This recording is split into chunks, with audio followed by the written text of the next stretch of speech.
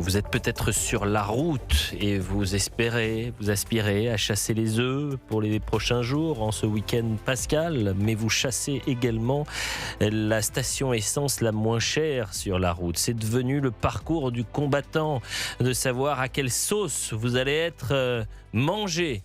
J'ai failli dire pompé, mais c'est pas du tout le cas. Et Dieu sait que c'est cher encore en ce moment, les prix à la pompe.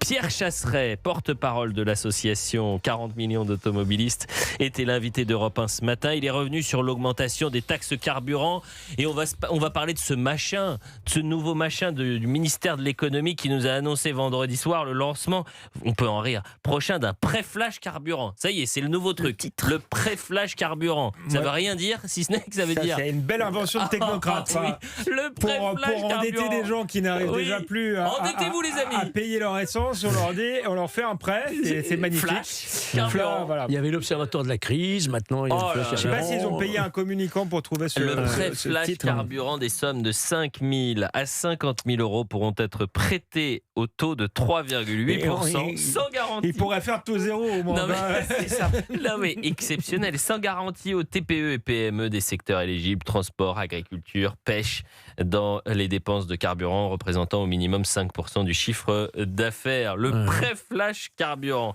Pierre Chasseret sur l'augmentation des prix à la pompe, des taxes carburant. C'est pas qu'est-ce que tu fais pour les vacances, comme dirait la chanson, c'est qu'est-ce que tu changes pour les vacances de Pâques. Et c'est la question qu'on vous pose. Est-ce que vous avez changé vos perspectives de vacances? Est-ce que vous avez changé vos habitudes du quotidien?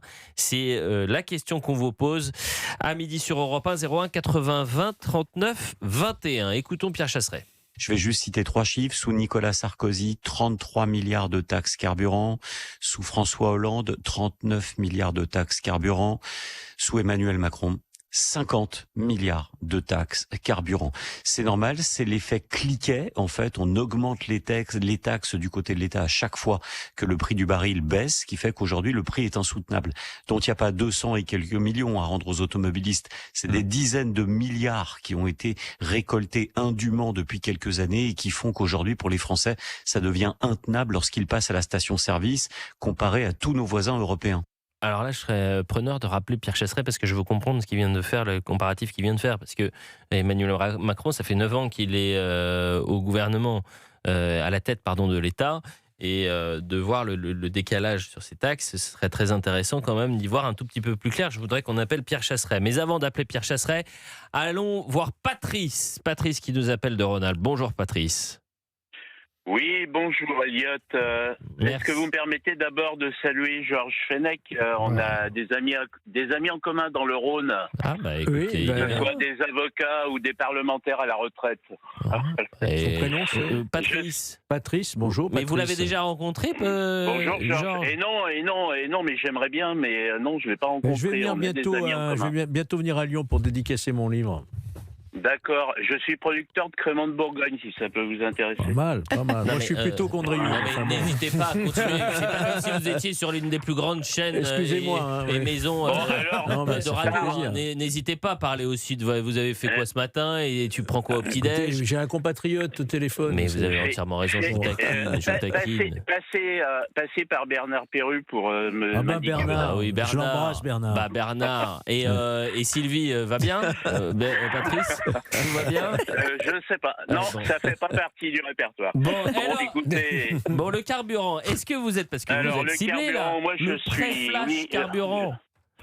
Non, mais moi, je suis agriculteur, si vous voulez, et donc moi, je suis pas sur la route pour les vacances. Je suis sur mon tracteur en pensant en permanence au coût de fonctionnement du moteur de mon tracteur en ce moment. Je me demande qu'est-ce qui va se passer à moyen terme. Est-ce qu'on va moins produire ou alors est-ce qu'on va produire plus cher, donc une alimentation plus chère, ou alors plus d'importation? L'écologisme a provoqué la fermeture des raffineries. On importe du GNR. Et il faut savoir que le gasoil routier aujourd'hui, la hausse qu'on a prise sur le GNR, c'est comme si les automobilistes payaient le carburant plus de 3 € le litre.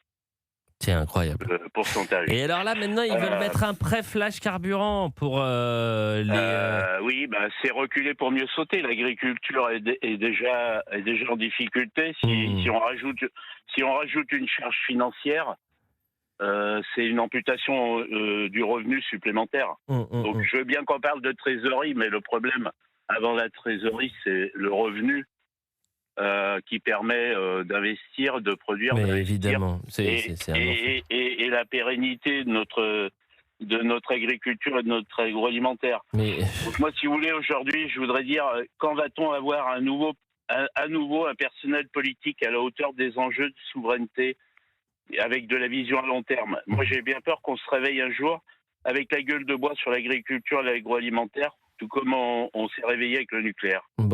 Sur l'agriculture, malheureusement, j'ai l'impression qu'on a la gueule de bois depuis maintenant plus d'une décennie, chère Patrice. Et que les crises se succèdent, les promesses de l'agriculture, le poumon de la France, la souveraineté agriculturelle française, la priorité agriculturelle française.